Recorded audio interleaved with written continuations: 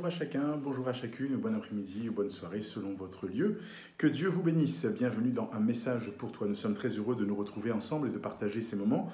Pour permettre à un maximum d'entre vous de se connecter, nous allons marquer une très courte pause et nous nous retrouvons dans quelques secondes et nous ferons pour lecture aujourd'hui, nous irons dans le livre du prophète Ésaïe au chapitre 57 et nous lirons le verset 15. Ésaïe 57, verset 15. À tout de suite.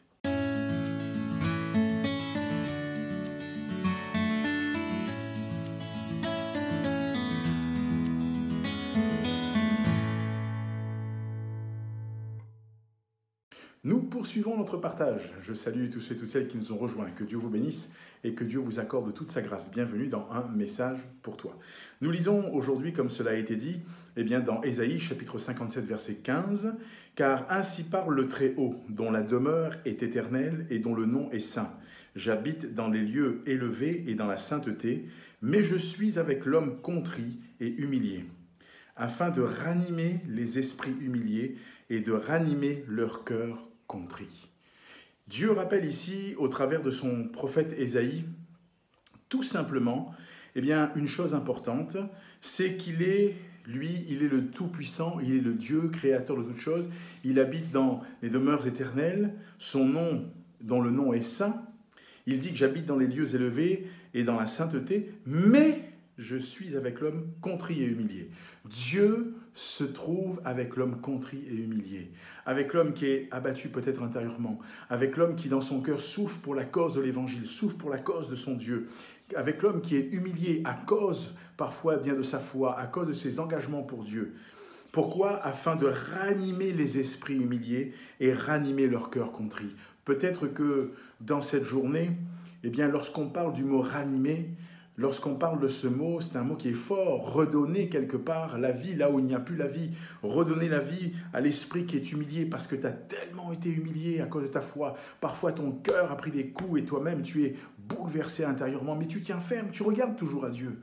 Et avec l'homme qui a le cœur contrit, le cœur qui souffre intérieurement, Dieu te dit qu'il ne t'a pas abandonné. Dieu te dit qu'il ne t'a pas oublié. Dieu ne nous oublie pas, Dieu nous aime et il veut le meilleur pour notre vie. Alors il est important que nous comprenions cela. Il est important que nous vivions cette réalité, que nous vivions cette dimension de vie avec Dieu. Parce que voyez-vous, Dieu n'est pas celui qui veut contester, comme il le dit, avec nous. Je ne veux pas, dira-t-il au verset 16, je ne veux pas contester à toujours, ni garder une éternelle colère.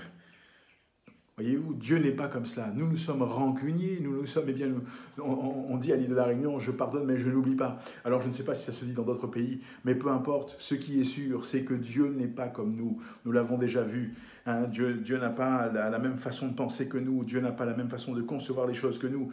Nous avons besoin de nous en remettre à sa sagesse, nous avons besoin de nous en remettre à sa seigneurie et d'entendre que ce Dieu qui est saint, ce Dieu qui habite dans des demeures élevées, il est avec l'homme qui est contrit et humilié. Peut-être que c'est ton cas, peut-être que tu souffres intérieurement à cause de l'évangile, à cause de ta foi. Ne te décourage pas, ne baisse pas les bras, ne dis pas, que fait Dieu? Où est Dieu? Il est là, il est avec toi et il agit. Sa volonté va s'accomplir dans ta vie, dans tes besoins et dans ton cœur. Laisse-le agir, il est le Tout-Puissant. Si peut-être tu écoutais pour là ou les premières fois, peut-être que tu te poses des questions et tu cherches à découvrir qui est ce Dieu-là.